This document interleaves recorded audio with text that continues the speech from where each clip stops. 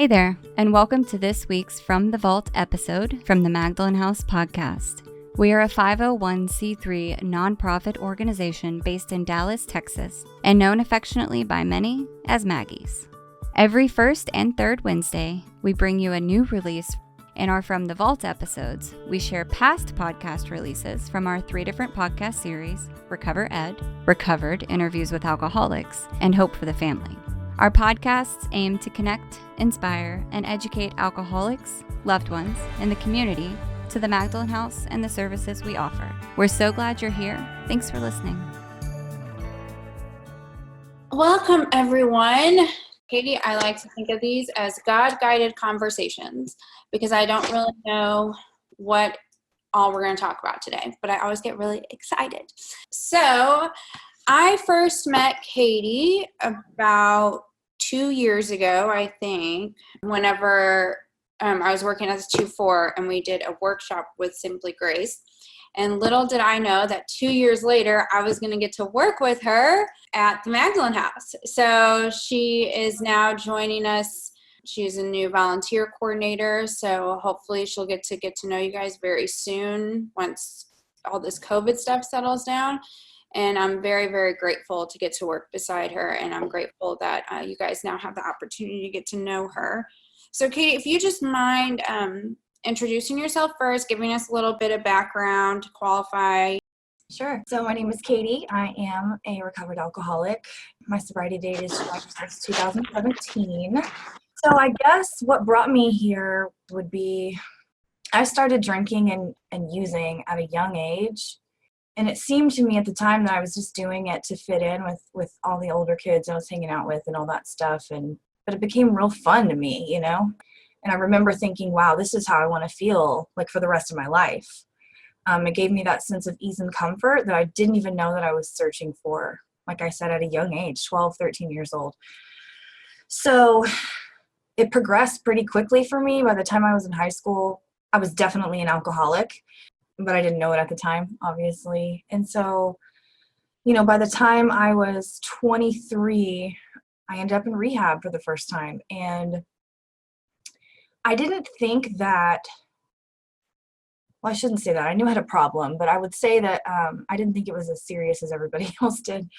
So I remember being in treatment, and this group came in and they brought a meeting, and they were talking about, you know, the solution and the problem that it lays out in the big book. And I was like, oh my God, you know, especially when they're talking about the problem, I was like, that's me. Like, I can identify with that 100%. The allergy, the obsession of the mind, all of that stuff, it made so much sense to me. But I thought that, well, now I know, right? Like, now I know what the deal is, and I'll be able to control it.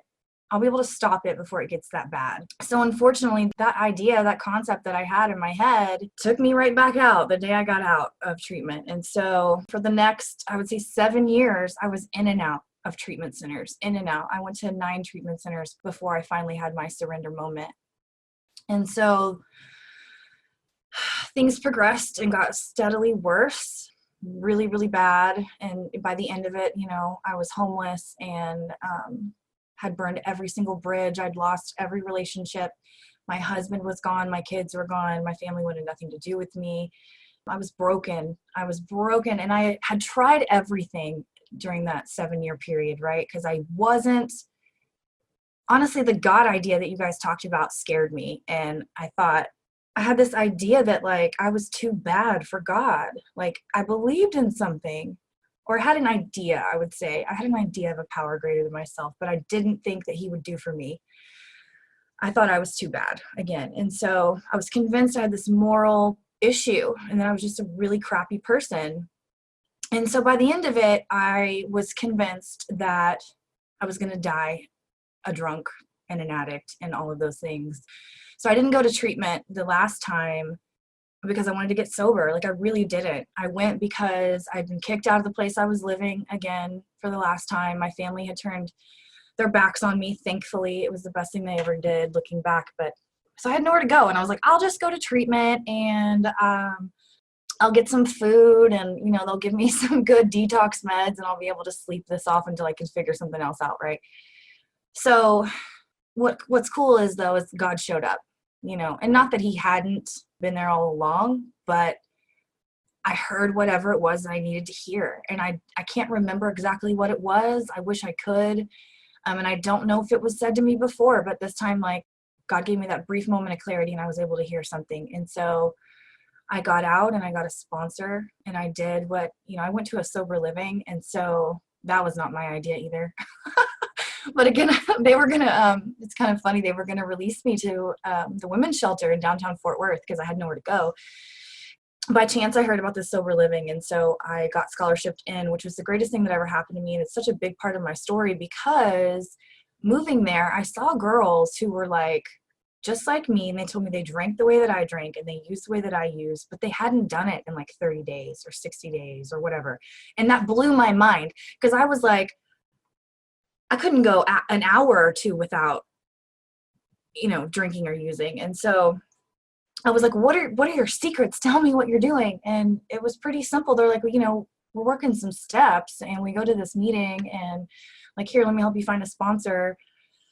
And so that's kind of where I started. And I jumped head in and I did the work, you know, I mean, that's basically it. I did the work and I got connected to God. And here I am 3 years later. That's kind of it in a nutshell. Thank you. So for the newbies who haven't been here, I always come prepared with questions and I always think of questions as we go along, but I like to open it up to y'all. Does anybody have a question? No? Okay, I do. All right. I just never know which one I want to start with is the problem. Okay. You said you had a surrender moment. What did that happen in treatment? I think it was a cumulative thing over a period. I can't tell you the exact moment, but I know looking back, it was a surrender. When I was in it, it just felt kind of like giving up, you know, I was giving up. Again, I was hopeless and helpless, and I decided that there was nothing else I could do because I tried therapy. I tried, like I said, treatment 9 times. Treatment did not work for me. I'd gone to the IOPs. I'd done meditation classes. I tried doing it for my kids. I tried doing it for my husband. I tried the job. I tried medication, all of those things, right? And so I had no more options and I was just kind of laid down at my feet. It was more of like I would say my willingness had to like kind of coincide with the desperation, right? Like you hear in the rooms. And that was true for me. It all had to like divinely happen. I get what you're saying for sure. Yeah. So you have a husband who is also in the program. Yes. So you also drink and use with. Oh yeah. Do you have I guess you have experience with trying to get sober with someone, relapsing with someone. Can you share your experience for people who are in relationships with others in the rooms and who have drank with their significant others? And can you just share your experience with that, working 2 separate programs?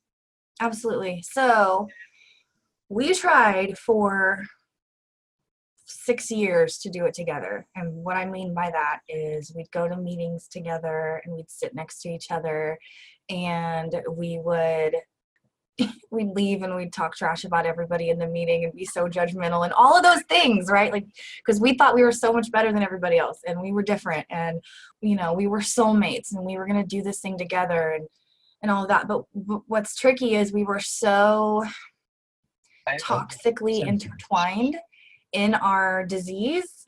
Because what I've learned is my disease wants to kill you as much as your disease wants to kill me, right? And also like water seeks its own level. And so unfortunately I would get sober, right? I'd have a 3 or 4 days or whatever. And I'd be like super gung ho. I'm going to do it this time. And he would be like, babe, let's just go out tonight and drink one time. We'll just do it one time and it'll be fine. You know, we deserve it. Let's celebrate. It's Friday night. And I'd be like, okay, you're right. And then it'd be off, you know, or it'd be him. He'd be sober for a few days and I'd be restless, irritable, discontent. And I'd bring home a bottle of Crown or whatever it was and not even meaning to mess with what he was doing, but like, it is what it is. And so we did that countless times, you guys, in and out, in and out, in and out. And what had to happen for us is we had to be completely separated. And that's the truth. And so when I went into treatment this last time, my husband was sober. We were not living together because it was the whole thing, but he was sober. He was dry, I would say. 2 weeks into my trip into treatment, he disappeared and he was out. So when I got out of treatment, and I really believe God removed him for me, because I wouldn't have been able to do it had I been so wrapped up in him and what was going on with him. And so, he was back out, he disappeared. And so for the first 2 months of my sobriety, I didn't know where he was. I didn't do anything to try to contact him. And then one day he popped back into my life, and he was actively using and drinking. And I told him, I can't do it. And again, that strength did not come from within me. I had a team of girls, supportive women around me, supporting me, because it was hard. I cried every night. I knew I was going to get a call that he was dead, and I was preparing myself for it. But I had to let him go. What happened was, about 6 months later, I got a phone call that he was in treatment, and he was asking for help. And I said, I will send you the number to a sober living and a couple of guys I know who sponsor, but that's about it right now, And so that's what I did. And fortunately, God showed up for him too, and he got connected, and he's doing amazing. He's been sober now 2 years. And so I have about a year more than him. And so anytime we argue, I'm always like, don't worry, it'll make sense in about a year. So anyway, he's doing great, and I'm doing great. And, but again, he had to be removed. He had to be removed. And the same for him. He deserved that same opportunity to get sober and to figure his stuff out, just like I had. And so today, the way it looks is he does his thing. And he sponsors dudes, and he has his own prayer and meditation routine and all that stuff. And of course we talk at times about it, but we don't, I struggled in the beginning with trying to sponsor him, but my sponsor used to tell me, Kady, you're not his sponsor. You need to calm down. And so it's just been a learning experience, but we try to keep it separate, because that's the only way it's going to work. Yes, I can relate, because, I like to think that since I'm in the program, like, I definitely know what he should be doing. Right. But the truth is, like, I don't know. Right. I don't know his God. Yeah. I don't know how big his God is and what plan he has in store for him, and I have to stay out of the way. Yeah. And I will say one more thing, because we actively use together, he can't hear certain things from me, and I can't hear certain things from him. It's interesting. Like, I don't know if that makes sense to you, but yeah. Gina, you have a question? Yeah. Hey, this whole thing about your husband or your family kind of being not in your life anymore because of this disease.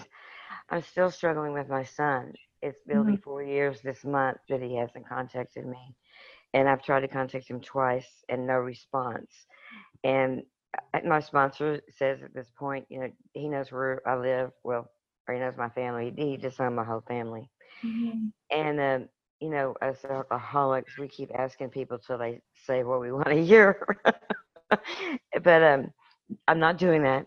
But just some more coping skills, because I feel like, okay, I'm his mom. I should still at least send him cards, tell him I love him, Mm-hmm. But she says, leave it alone, leave it to God. Mm-hmm.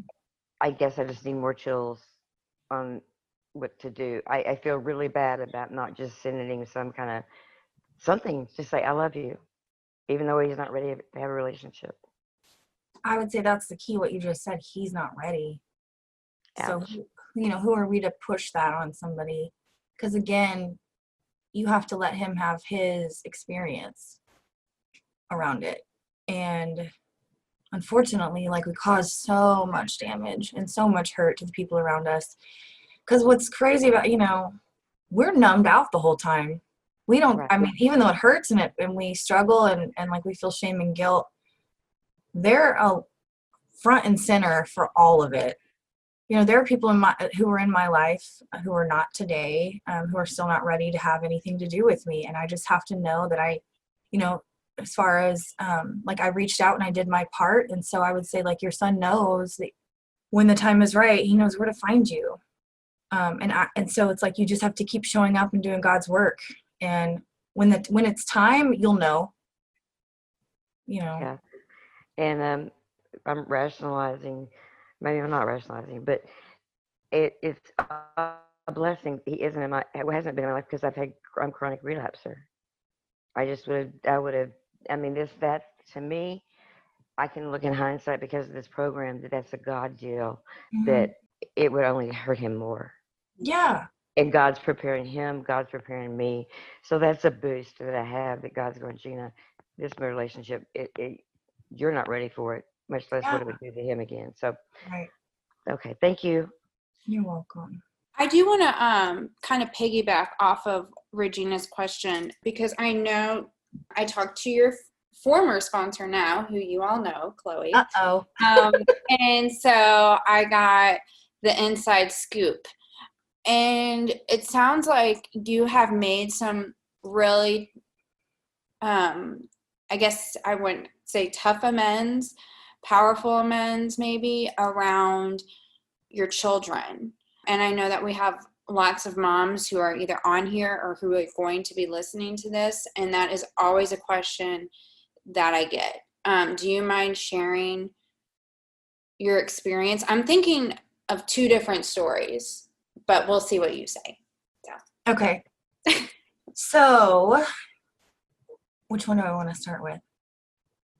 Okay, so I have a 16-year-old son, and unfortunately, like I used and drank when I was pregnant with him. At that point, you know, it wasn't, I mean, it was obviously a problem, right? Because I was pregnant and I shouldn't be drinking. But it wasn't like an everyday thing. It was still very under my control, if you will say. So throughout his life, he got to see me in all of my chaos and all of my glory, you know, but he lived with me for the first 8 years. Then when things started to get really bad, we lost custody of my stepdaughter to her mother, and then my son went to live with my grandparents. And so my mom is an alcoholic also and was gone my whole life. And so I always said I would never do that to my kids, but unfortunately that's the way that it worked out. And so my son got to see front and center the worst part of everything. By the end of it, you know, I'd go to jail or rehab quite often. And in the beginning, my family always told him, oh, mommy's at school, mommy's sick, she's at the hospital or whatever. But they got so fed up of it towards the end that, you know, they were just telling him the truth. Your mom's on a run again. She's using drugs. She's out partying, all these things.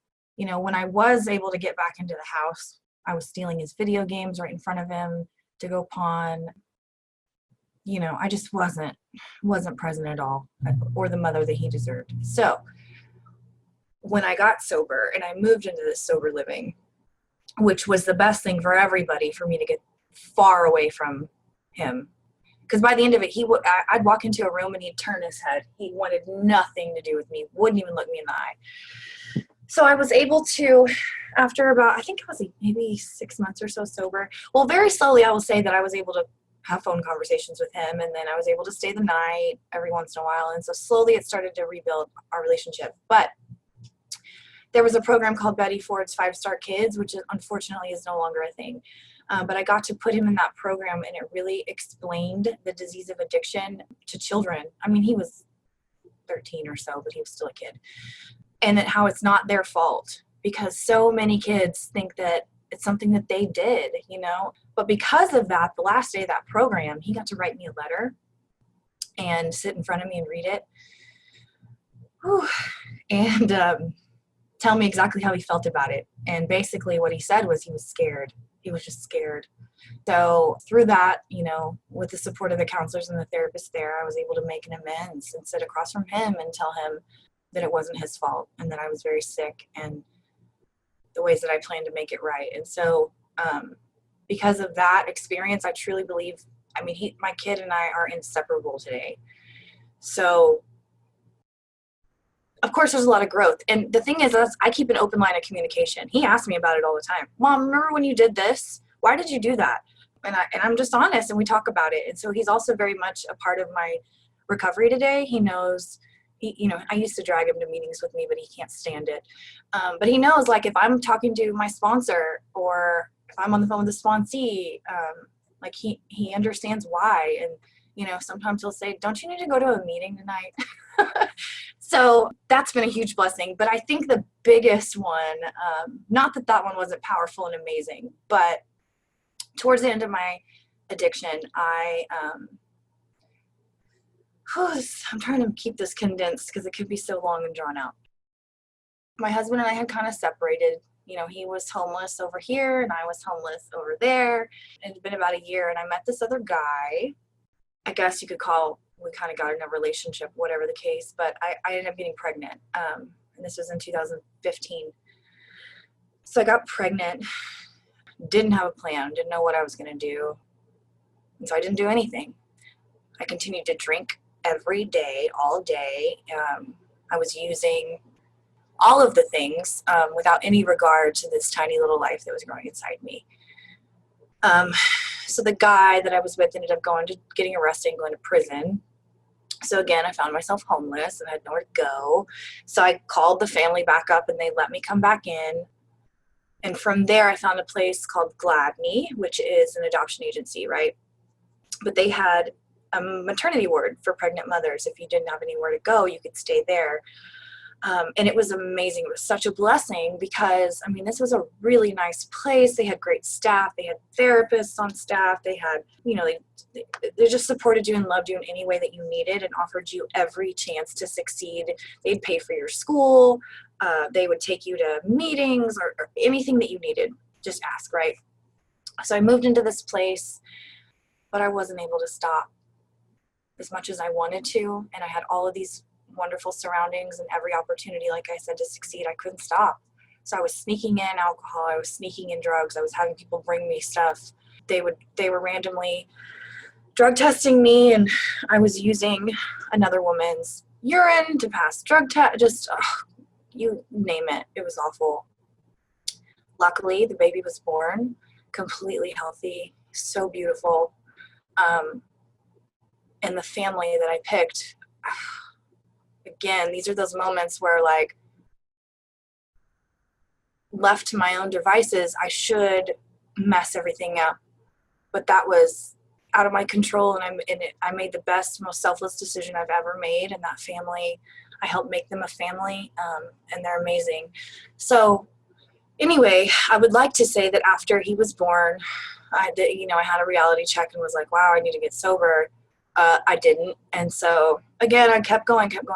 And so it was an open adoption, meaning they wanted me to have as much contact as I could have with him. His name is Phoenix.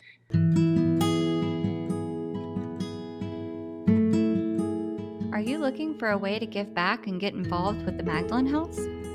No work is too small, and our dedicated volunteers serve as a valuable resource to our organization. We couldn't help alcoholic women and their families without the priceless services they provide. We provide opportunities for all, as well as opportunities strictly for women in recovery. To get started, please visit our website at magdalenhouse.org/volunteers and click on New Volunteer Sign Up. And again, they're the greatest family. They live in New Jersey, and they kept reaching out to me over and over and over for months and months and months. But because I was so full of shame and guilt and so much in my disease that I just ignored them, right? And so I was about a year sober, and I knew I needed to make an amends. There were several amends in that story that needed to be made, right? To Phoenix, to his family, and to the adoption agency. God, I was terrified. Because again, I'm carrying around, can you imagine the shame and guilt? I'm sure some of you know what I'm talking about. I can't be the only one. But I knew I had a sponsor who was just amazing and kept telling me, if you only knew the freedom on the other side of it, just keep going, God's big enough. So I reached out to them and I wrote them a letter, and they responded back. I put my number in the letter, and they called the day they got it. And I had made something into something. It was not. They were just so excited and so happy to hear me. and that I was doing well, because they had known about my struggles and my issues. And so because of that, like, I've been able to build this relationship that I never even imagined was possible. We text every day sometimes, and Phoenix calls me Mama Kady, which is so cute. And they came to visit because I live in New Jersey. They came to visit back in January on his 3rd birthday. And so that's been amazing. That's been an experience. I told my son, Cameron, my 16-year-old, he didn't even know. I got to tell him about it. And so he got to meet his little brother. So there's that part of it that was super amazing. But I think the coolest part is I got to go back to that adoption agency, and I was terrified, like I said. And I walked in and I told him who I was, and I asked to speak to somebody who had worked on the maternity dorm. And so they brought this gentleman out who I didn't recognize, but, and he was so confused. He was like, what is this about? But I got to sit across from him and admit to him all of the things that I did when I was living there, and I had stolen a bunch of stuff when I left. And I said to him, I did not make use of the opportunities you afforded me, and I was using, and I'm so sorry that all of these things. And so he burst into tears at the end of it and was just crying. I mean, this huge 6'5" guy, he's crying, and he's like, we see so many women come through here with stories exactly like yours, and I've never seen anybody come back that's been sober, never. And he was by the end of it, he was thanking me for coming in there and showing him that, like, recovery is possible. And that opened up the door for me to be able to maybe go back in and help one of those women, So, but I'll tell you, so I walked out of that adoption agency. Internally, I was searching for that feeling, that heavy, icky, whatever it was that I'd been walking around with for years, and it was gone. Like that, it was gone. And I remember calling my sponsor just in tears because I didn't believe it could happen. I thought this was something I was going to have to live with and feel shame and guilt around for the rest of my life. And today, like, it's not, and I've used that experience with so many other girls to be able to help them and tell them that, like, look, this gets better, and you can get over it and get through it. So was that what you were talking about? Yes. Okay. Yeah. Thank you so much. I do want to also ask too, when you were making the amends to your son, Mm-hmm. and you said that you went in with what you were going to do to make it right, what were some of those things that you told him you were going to do to make it right? Basically, and then I'm going to just continue. I'll always be here, because that's something that he struggled with for so long, because I'd take off for 6 months at a time, so I told him that I was going to be the mother that he deserved, but he could come to me anytime he needed help or guidance or support, and that I was going to continue to work on, myself to become the best mother I can be for him. I told him I would try my best to never be dishonest to him again, which is hard to say. I'll never lie to you again, because I'm human, and I hope that I don't, but, and I told him that I would continue to keep, like I said, an open line of communication. Anytime he had any questions or wanted to talk, that, we could. So, and I do. I show up for that kid. I have to keep my promise to him. Thank you so much. So you live with your grandparents? You take care of them? Mm-hmm. Is that part of an amends, or how did you end up doing that? So my grandparents raised me. My parents weren't around. And so they were mom and dad, I would say. And then, like I had kind of said earlier, when I was going through all my stuff, I pretty much dumped my kid on them, and they raised my son. Fast forward to when I was about 18 months sober, I was still living in the sober living. And my grandparents are quite old, and unfortunately they're not in the best health. They both got really sick at the same time and were hospitalized at the same time. So it just worked out that I had to rush and move back in to be here for my kid and for them. And so it's just kind of worked out that way, that I feel like, so I don't like the term living amends, because I feel like, yes, there is such a thing as a living amends personally for me, but you have to make the face-to-face. Like, you don't just get to be like, oh, I'm making a living amends. No, you have to sit face-to-face across from somebody and make the amends. which I did do. They were the first people that I made an amends to. However, I drained them, robbed them, I would say, of their peace of mind for years. Kept them up at night crying. I've robbed them financially of everything. And so for me to be the person today that they depend on and count on the most says a lot about what God can do. Because today, like, I give them peace of mind just being here. You know, I do physically take care of them because they're quite ill, but just me being home and knowing that they're not alone. My grandma has told me so many times how she's able to breathe and rest and know that everything's going to be okay. You know, if my grandpa were to fall, she doesn't have to call 911. I can help him, those kind of things. And it's a blessing, and it's a struggle, but it's also a blessing because I missed out so much time with them that I'm just grateful and thankful to be able to spend whatever time I do have left with them, helping them and making sure that they're taken care of the way they took care of me for so many years and my son. Yeah. I love how you're talking, like, because we know, well, sometimes we're in delusion about it, but if we work the steps, we should know how our alcoholism, like how we are like a tornado roaring through the lives of others, right? But as you're talking, I just keep thinking about like how God doesn't only like help us, like he also helps heal the people that we destroyed. Yeah. And so I just think that you're such a living testament to that and like a demonstration of what God can do when we work this program. And does anybody have a question? Okay.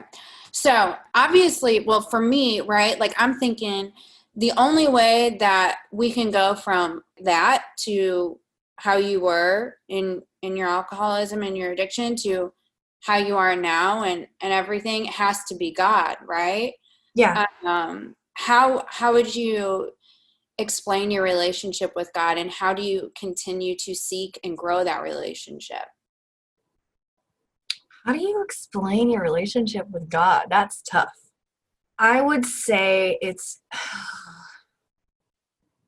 an awareness. Before I had an idea of what God was. I didn't have a relationship or a connection to that power. Having worked the steps and had real spiritual experiences, I know God today through experience, which is something completely different and foreign to me when I first got sober. But it's true. I've experienced that power. I've felt it. I've seen it in other people. Sometimes it's just a little voice, you know? It's just a little voice that's not me, that's telling me the opposite of what I want to do, you know? I try to trust and rely on God in everything that I do. You know, it's a struggle, and it's definitely, I think, something that you learn and practice your entire life, and you just hopefully get better at it. But today, there's no doubt in my mind of the power of God. No doubt in my mind. It's whether or not I am going to give up control and have another surrender around whatever it is that I'm struggling with, if I'll let God come in and take care of it, you know? I would say the way that I strengthen and grow that relationship is trying my hardest to be open-minded, taking the suggestion of those people around me whom I trust and I believe are connected to God. I work on different ways of prayer and meditation. I work with another alcoholic. That's the best way that I've heard. I've heard it said, the best way to connect to God is to help somebody else connect to God, you know? I just try to stay awake and open and aware to the stuff happening around me. It's easier when you're in gratitude to see the power and the miracles happening. So does anyone have a question? Yes, Crystal. So speaking on that about helping others, I'm new to being able to sponsor. And so I just want to know if you have any advice on when you're first working with a sponsee for the first time, because I am terrified of holding somebody else's sobriety, you know, or being a part of it. I'm excited, but I'm also, worried. And then also, to piggyback off that, how have you transformed that 12-step work into the position you're in now with Maggie's?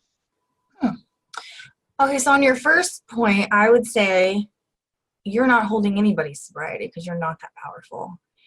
You got to remember that. Like, your job as a sponsor is to guide somebody to God through the 12 steps.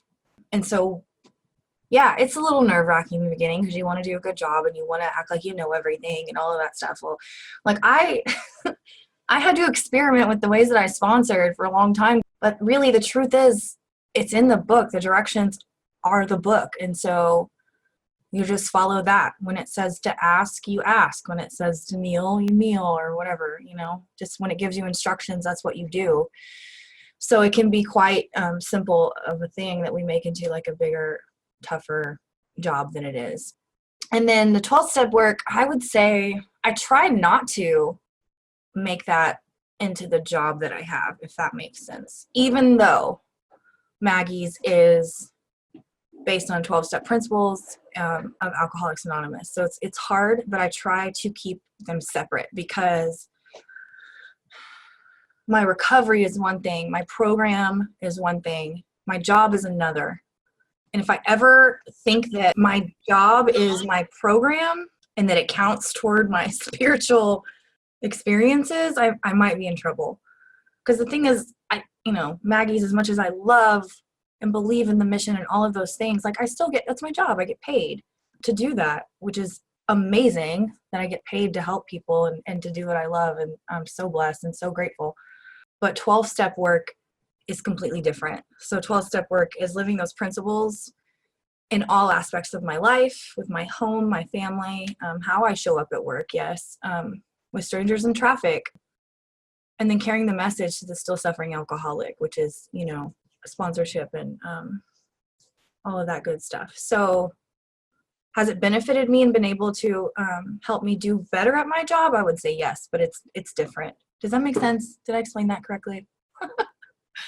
Okay. Anybody else? I have a question. Yeah, go ahead. So you were talking about, with your husband, he was still going through treatment whenever you were sober and using while you were sober. And I feel like one of my amends that I have to make is with my brother, but he still drinks a lot. He actually, he deals drugs and he has had 3 DWIs and he's got, has felony record things pending. So I don't know. I know that I've gotten drunk and I've called him and yelled at him and been upset about things that he's done that's hurt us in my family. But I was drinking at the time and I was very harsh with him, and I know that I need to apologize for that, but I also don't know if right now is the best time for me to reach out to someone that I know is a toxic relationship for me, because he is still in that world and I'm trying to stay away from it. So I guess I'm just looking for some guidance or advice on, should I just kind of hold that off for a little bit, or just give him a call and leave it at just like a phone call and say, I just wanted to say sorry, but I don't necessarily want to be like hanging out right now. I don't know. Yeah.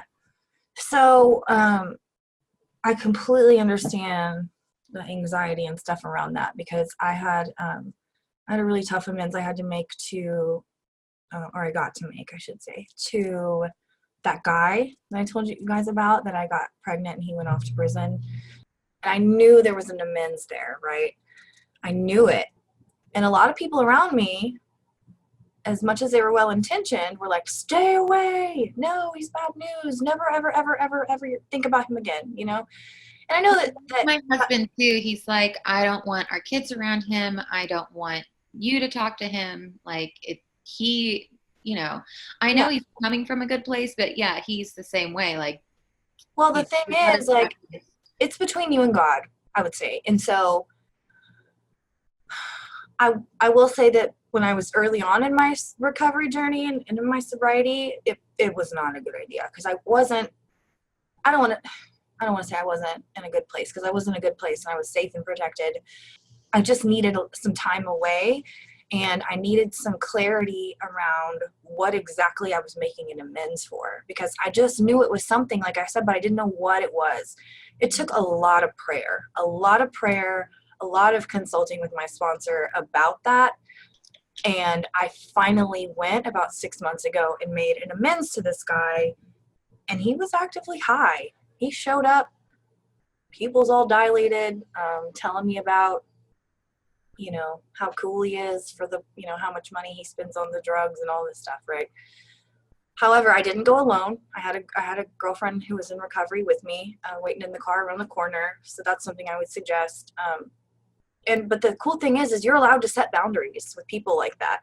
Because what it was is I knew it was time, because I couldn't stop the voice, which turned out to be the voice of God, but it was like, rah, rah, rah, and I couldn't get this guy off my mind, and not in like a way like that, but it was like this, it was just sitting heavy on me. And so I knew it was time. Was I scared and terrified? Absolutely. That was probably the hardest for me to get my feet to walk from the car to the place I was meeting him. But I did it because God provided that opportunity for me, and I couldn't deny it anymore. And so I made the amends.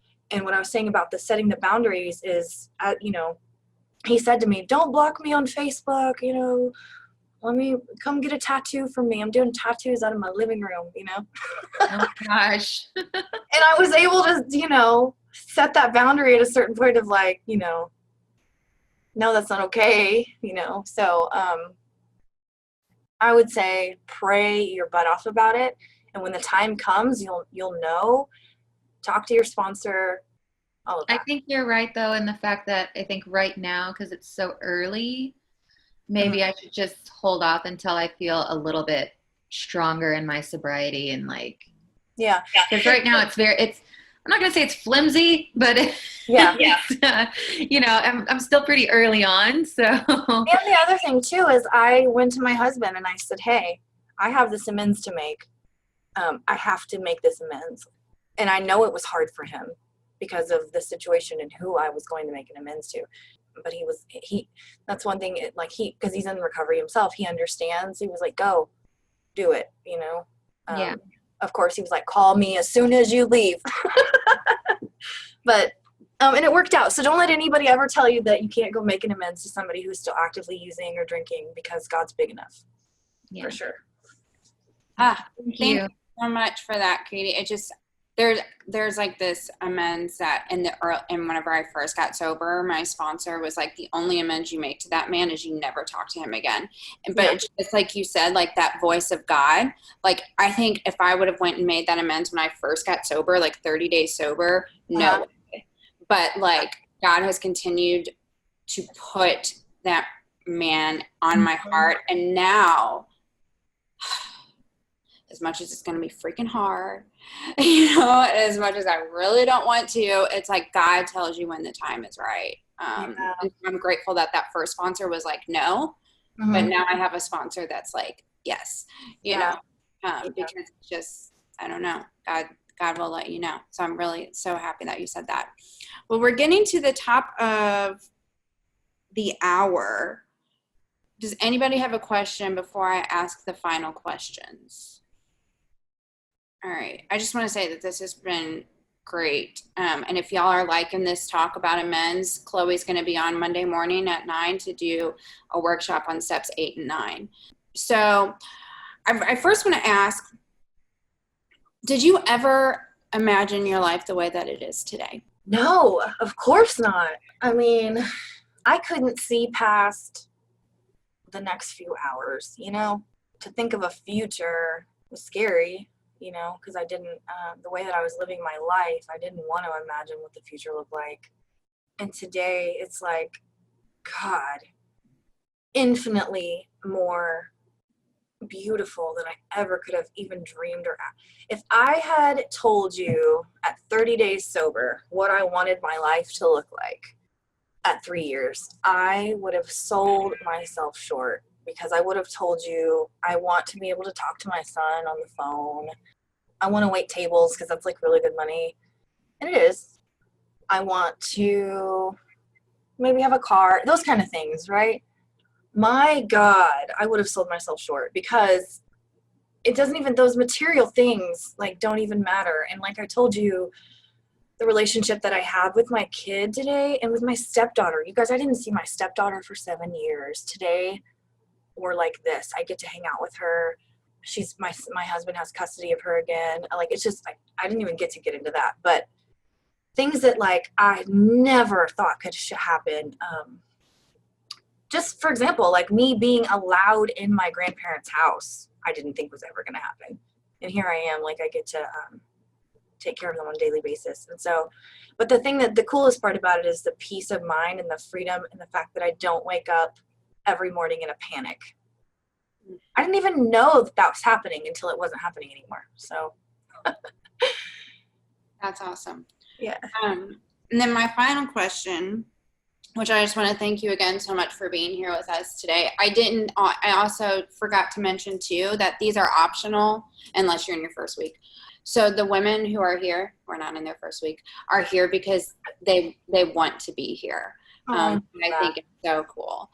So just really thank you so much. My final question is, if you could leave us with one takeaway, one of those things that was like, if you don't hear anything I say, hear this, for women who are getting sober, staying sober, what would that takeaway be?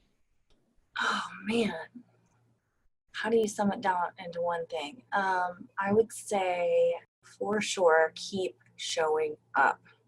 When you don't feel like it, show up.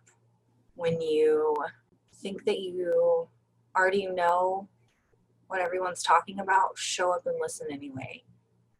Push through and keep doing it, because again, something my sponsor taught me very early on is you have no idea the miracle waiting on the other side of it. And that goes for each and every single step. It goes for the whole thing in general. It goes for every situation that you're in that's tough. Just keep showing up, I would say.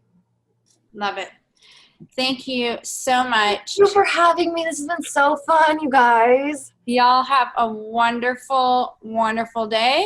And if you guys need me, call me. We hope you've enjoyed this From the Vault re-release of the Magdalen House podcast. Tune in every first and third Wednesday for a new release from one of our 3 podcast series. To learn more about the Magdalen House and the services we offer, visit magdalenhouse.org or follow us on your favorite social media channels by searching for the Magdalen House.